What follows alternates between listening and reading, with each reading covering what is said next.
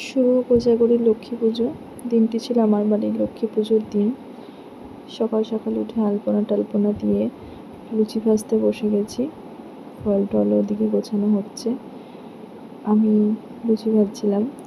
আমার মেয়ে ভিডিও করে দিচ্ছিল। তো ভগবানের জন্য ভোগ রান্না করছিলাম।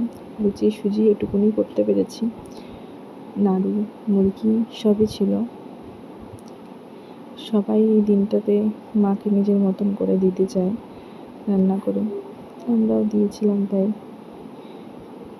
ইন্ডাকশানে লুচিটা ভাজা হচ্ছিল, তাড়াতাড়ি বেশ সুবিধাও হয়, তার জন্য ইন্ডাকশানে লুচিগুলো ভেজে নিচ্ছিলাম। সুজিও করে নিয়েছিলাম, দিয়ে ভগবানের ভোগ করে দিচ্ছিলাম।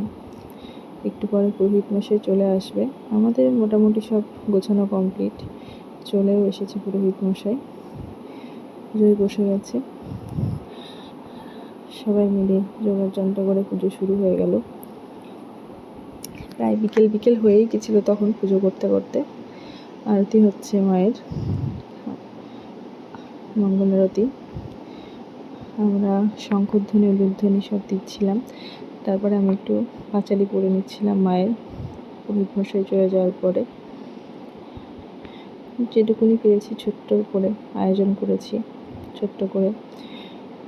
বিকেলবেলা একটু প্রসাদ দেওয়ার জন্য নিমন্ত্রিত লোকদের খিচুড়ি তরকারি হচ্ছিল, লাবড়া তরকারি। এখানে খিচুড়ির মশলা করছিলাম, খিচুড়িটাও রান্না করেছিলাম পরে। এখানে আমার মেয়ে রাত্রিবেলায় খেতে বসেছে খিচুড়ি, বলছে খুব সুন্দর হয়েছে, খুব সুন্দর হয়েছে।